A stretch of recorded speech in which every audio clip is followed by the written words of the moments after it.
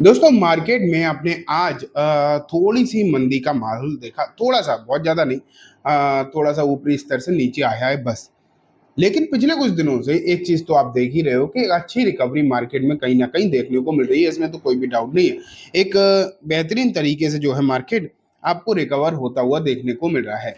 लेकिन अभी क्वार्टर भी खत्म हुआ है, जैसा कि आप जानते हो कि मार्च क्वार्टर, तो ना बहुत सारा डेटा भी अब जो है निकल कर आना स्टार्ट हो गया है, ये भी बात सच है। बहुत सारा डेटा जो है अब निकल कर आने लगा है। तो अब ना कुछ ऐसी चीजें भी, ऐसे डेटा भी निकल कर आए हैं जिसमें हमें पता चल रहा है कि आखिरकार इस रिकवरी के लिए म्यूचुअल फंड्स ने क्या तैयारियां कर रखी हैं, मतलब म्यूचुअल फंड ने कहाँ अपनी दाव लगा रखा है, कहाँ खरीदारी कर रखी है। आज की इस वीडियो में यही बात करेंगे। हालांकि मैं भी आपसे हमेशा कहता हूं, और भी आपने बहुत जगह सुना होगा कि ऐसा नहीं है कि जो म्यूचुअल फंड कर रहे हैं वही आपको एग्जैक्टली रेप्लिकेट कर देना चाहिए अपने पोर्टफोलियो में, ऐसी बात नहीं है। और मैं भी जो आपको चीज़ें बताता हूँ वो सिर्फ और सिर्फ खरीदारी वगैरह के लिए नहीं बताता हूँ, मैं सिर्फ एजुकेशन एंड इन्फॉर्मेशन आपको समझने के लिए चीज़ें समझाता हूँ। तो वही हम देख रहे हैं, ऐसा नहीं है कि इसे ही कॉपी करना है। हाँ, म्यूचुअल फंड ने कहा खरीदारी करी है, उससे भरोसा तो जरूर बनता है, कंपनी की क्वालिटी का तो जरूर अंदाजा लगता है। ठीक है, तो चलो देखते हैं एक एक करके आखिरकार कहाँ कहाँ भरोसा म्यूचुअल फंड ने जताया है। एंड देखते हैं क्या सीन है। शुरुआत में करूंगा, जो पहली कंपनी है ना, उसका नाम है दोस्तों टाटा कंज्यूमर्स। टाटा ब्रांड की एक कंपनी है। आपको पता है टाटा कंज्यूमर कितनी इंपॉर्टेंट कंपनी है भारत के लिए, एफएमसीजी सेक्टर के लिए स्पेशली। टाटा नमक भी बेचता है एंड और सारे भी बहुत सारे प्रोडक्ट आपने देखे होंगे। टाटा की चाय की पत्ती है, दुनिया भर की चीज़ें आपने देखी होंगी। टाटा कंज्यूमर एक बड़ा वेल नोन ब्रांड है, इसमें कोई भी डाउट नहीं है। लेकिन अब बात आती है, अगर हम शेयर मार्केट के हिसाब से देखें तो भी एक अच्छी कंपनी है, इसमें भी कोई डाउट नहीं है। लेकिन जो मार्च के नए शेयरिंग पैटर्न निकल कर आए हैं, उस शेयरिंग पैटर्न में अगर आप देखोगे तो पहले जो डीआईएस की हिस्सेदारी, म्यूचुअल फंड की जो हिस्सेदारी इसमें 19.5 हुआ करती थी, अब बढ़ाकर 21.6 हो गई। मतलब 21%, 21.5% से भी ज्यादा, 2% से ज्यादा की हिस्सेदारी जो है यहाँ पर आपको बढ़ती हुई देखने को मिली है। एंड ये एक अच्छी बढ़ोतरी कहीं ना कहीं कहा जा सकता है, इसे एक अच्छी बढ़ोतरी कह सकते हैं। वीडियो को ना आप एंड तक देखेंगे तो आपको ऐसे ही 12 कंपनीज के बारे में मैं डिस्कस करने वाला हूँ जिसमें म्यूचुअल फंड ने अपनी हिस्सेदारी बढ़ाई है।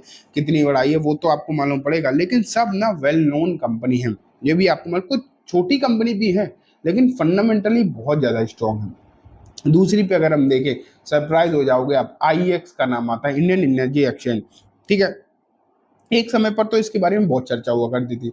अब तो खैर ज्यादा डिस्कशन नहीं होता। आज इसका क्वार्टर के नंबर भी आ रहे हैं, अभी तक तो आए नहीं, जब तक मैं वीडियो रिकॉर्ड कर रहा हूँ तो पता नहीं मुझे किस तरीके के आए हैं, लेकिन जब वो कल देख लेंगे।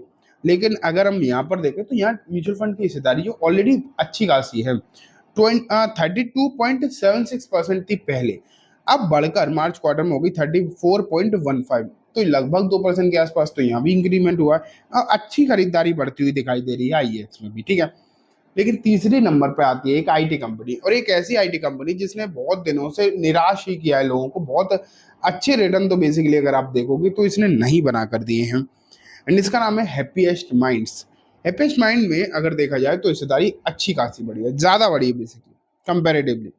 6.08% हुआ करती थी, बढ़कर हो गई 10.56, लगभग 4.5% के आसपास की हिस्सेदारी जो है आप कह सकते हो यहाँ पर आपको बढ़ती हुई दिखाई दी है। तो एक अच्छी हिस्सेदारी बढ़ी है, इसमें आप बिल्कुल भी डाउट नहीं करके चल सकते। एंड जब इस तरीके की हिस्सेदारी की, जैसे मैंने अभी बोला था ना शुरुआत में कि कॉन्फिडेंस आता है, ट्रस्ट बढ़ता है, तो वही है जब इस तरीके, भले ही इसने बहुत अच्छा परफॉर्म नहीं करके दिया है लास्ट कुछ समय में। ठीक है, इसके बाद चौथे नंबर पे आती है दोस्तों home first finance. Home first finance की अगर हम बात करें तो 19.8% से बढ़कर 21.21 यहाँ पर परसेंटेज में होती हुई लगभग 2% के आसपास का इंक्रीमेंट आपको म्यूचुअल फंड का देखने को मिला है। आप ये मत समझना कि 2-2, 1-1% बढ़ा है तो कोई बहुत ज्यादा बढ़ गया है। देखो, अगर कोई खरीद रहा है तो कोई बेच भी तो रहा होगा। अब कोई 10% बेचे ही नहीं रहा तो कोई म्यूचुअल फंड 10% पहले तो बढ़ा क्यों देगा। और म्यूचुअल फंड में जब 1-1, 2-2% की हिस्सेदारी जो होती है वो बहुत बड़ी होती है। अगर आप देखोगे तो करोड़ों शेयर्स जाते हैं इसमें, तो ये कोई छोटी मोटी 1-1, 2-2% का हिस्सा भी ना कोई छोटा हिस्सा नहीं होता। ठीक है, एज ए इन्वेस्टर अगर हम देखें ना।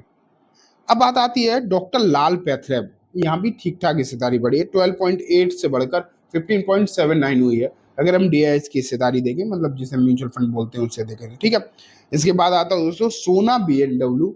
सोना बीएलडब्ल्यू अगर आप देखोगे तो 31.15 से बढ़कर 34.4% आपको यहाँ पर जो है इंक्रीमेंट देखने को मिला है। ये भी एक अच्छी खासी बढ़ोतरी है। इसके बाद आती है L&T ग्रुप की कंपनी L&T फाइनेंस, 12.1 से बढ़कर 13.28%, लगभग 1.25% के आसपास की हिस्सेदारी यहाँ भी आपको बढ़ती हुई दिखाई दी है। ये तो सब वेल नोन और बड़ी बड़ी कंपनी थी। अब एक छोटी कंपनी दिखाता हूँ मैं आपको, जिसका नाम है न्यूलैंड लैब। ठीक है, अगर आप इसे देखोगे तो 9.09 से बढ़कर 10.97% आपको यहाँ पर जो है हिस्सेदारी बढ़ती हुई म्यूचुअल फंड्स की तरफ से देखने को मिली। एक छोटी कंपनी है, कंपैरेटिवली छोटी कंपनी है जो अभी तक हमने डिस्कशन करें उसके हिसाब से। लेकिन अब आती है एक वेल नोन आईटी कंपनी जिसका नाम है केपीआईटी टेक। ये तो आपको पता होगा कि मैं भी हमेशा रखता हूँ इसे अपने पोर्टफोलियो में। केपीआईटी अगर आप देखोगे तो 20.4 से बढ़कर 21.29% यहाँ पर आपको देखने को मिली। और एक चीज मैं बताऊं, इसकी परफॉर्मेंस लास्ट कुछ समय में वैसी नहीं रही है जैसे हमेशा रहा करती थी। हालांकि कंपनी के फंडामेंटल बहुत स्ट्रांग हैं, हाँ, बहुत ही सॉलिड फंडामेंटल वाली कंपनी है ये, इसमें कोई भी डाउट मत मानो आप बिल्कुल भी। आईटी कंपनी तो है लेकिन इसका जो मेन काम है वो ऑटोमोबाइल क्षेत्र से आता है। मतलब इसकी जो जिन जिन कंपनी को सर्विसेज प्रोवाइड कराती है, आईटी कंपनी का काम क्या होता है? आईटी सर्विसेज प्रोवाइड कराना अलग अलग तरीके की अलग अलग सेक्टर की कंपनीज को। तो ये ना बेसिकली इलेक्ट्रिक व्हीकल वाली जो कंपनी है ना उन्हें अपनी सर्विसेज प्रोवाइड कराती है। तो इस मामले में भी बहुत ज़्यादा इंपॉर्टेंट कंपनी हो गई। तो मैंने आपको बताया 20.4 से बढ़कर 21.29% हो गई। लेकिन जो नेक्स्ट आता है वो एक स्मॉल फाइनेंस बैंक, एंड दोस्तों नाम है AU small finance bank. Small finance bank के हालचाल पिछले कुछ समय में अच्छे नहीं रहे। आरबीआई की बहुत सख्त गाइडलाइन आई है और होने भी चाहिए क्योंकि बहुत सारी बैंकों में दिक्कतें रही। तो यहाँ पर भी हिस्सेदारी लेकिन बढ़ी और यहाँ सबसे ज़्यादा बढ़ी है। जितने कंपनी हमने देखी ना उनमें सबसे ज़्यादा तो यही बढ़ी है, 21.78% से बढ़कर 27.15 हुई है। लगभग 6% से ज़्यादा की हिस्सेदारी है, 6% के आसपास की हिस्सेदारी यहाँ पर आपको बढ़ती हुई देखने को मिली। तो ये हमने 10 अभी तक कंपनी डिस्कस कर ली। कौन कौन सी? Tata consumer, IEX, happiest mind, home first finance, doctor Lal, Sona BLW, L&T finance, Neuland lab, KPIT and AU small finance bank.